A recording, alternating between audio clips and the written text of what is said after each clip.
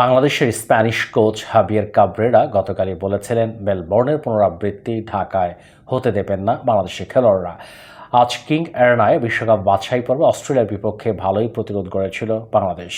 বিশ্বকাপে নিয়মিত খেলা সাবেক এশীয় চ্যাম্পিয়নদের শক্তি সামর্থ্যের তুলনায় যোজন যোজন পিছিয়ে থাকার পরও আজ একেবারে উড়ে যায়নি কাবরেরার দল। 2-0 গোলে হেরে যাওয়া ম্যাচে লড়াইটা ঠিকই করেছেন তপু বর্মন, ইসা ফয়সাল, সোহেল রানা, মুরসালিন ও রাকিবরা।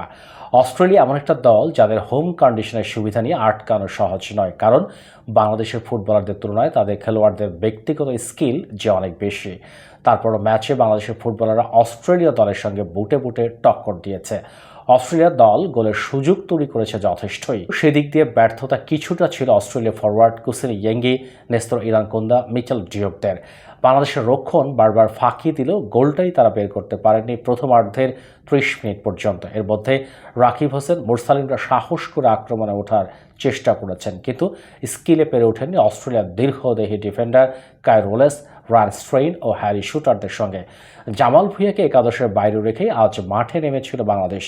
জামাল এর আগে অস্ট্রেলিয়ার বিপক্ষে 3টি ম্যাচই খেলেছেন, তবে মাঠে মোহাম্মদ হৃদয়, সোহেল রানা সিনিয়র, সোহেল রানা জুনিয়র চেষ্টা করেছেন। যদিও জামালকে দ্বিতীয়ার্ধের 55 মিনিটে কোচ চোট পাওয়া সোহেল রানা জুনিয়রের জায়গায় মাঠে নামিয়েছেন। 30 মিনিট পর্যন্ত স্কোর লাইন গোলশূন্য। কিংস এরানার দর্শকেরা যখন কিছুটা উজ্জীবিত, তখনই গোল আদায় করে নেয় অস্ট্রেলিয়ার দ্বিতীয় গোলটি পায় ম্যাচের 62 মিনিটে। দ্বিতীয়ার্ধে 4টি বদল আনেন বাংলাদেশের কোচ হাবিয়ের কাবরেরা।